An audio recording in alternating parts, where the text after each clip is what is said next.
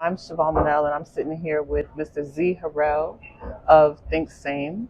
I want you to introduce yourself to the people, let them know who you are and how you came about with Think Same and what it is. Like, what is Think Same? Oh man, think same. So same is an acronym for sexual awareness for men's education. And unfortunately, but fortunately for others, I kind of stumbled upon it through life experience. So originally, I was a registered nurse. Had been nursing for about 3 years in critical care.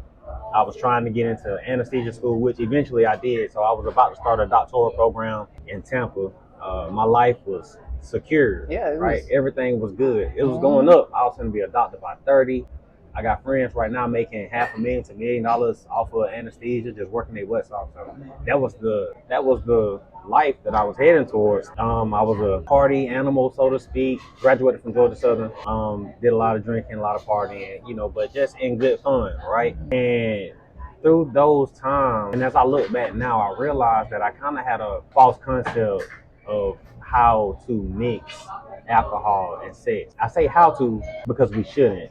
But long story short, I found myself in a situation with a young lady, and we had been drinking. And the next day, she said that she could not consent to sex. And I won't really get into too many details about it because it's not really the details that's important. It's the lesson behind it. Absolutely. And what I learned behind that situation, I actually learned twofold things. I learned a lot about consent.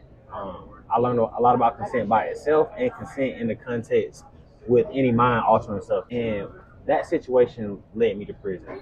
Believe it or not, I did 7 years in prison. Wow. Hardest time of my life. Never been in trouble a day in my life whatsoever. No traffic tickets, no nothing. But because I had a lapse of judgment in something that seemed normal, going out, It's the drinking. culture. It's the culture, right? Yeah. We see it on TV. We see it. We hear it in music videos. We see it within our friend groups, our In our social family. groups, in our families. Going out drinking or going out, whatever mind altering substance that you partake in, and then tying it to a sexual relation, a sexual engagement.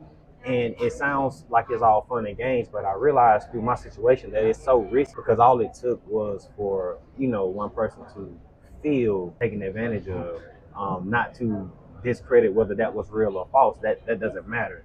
They felt taken advantage of and they felt like they couldn't consent.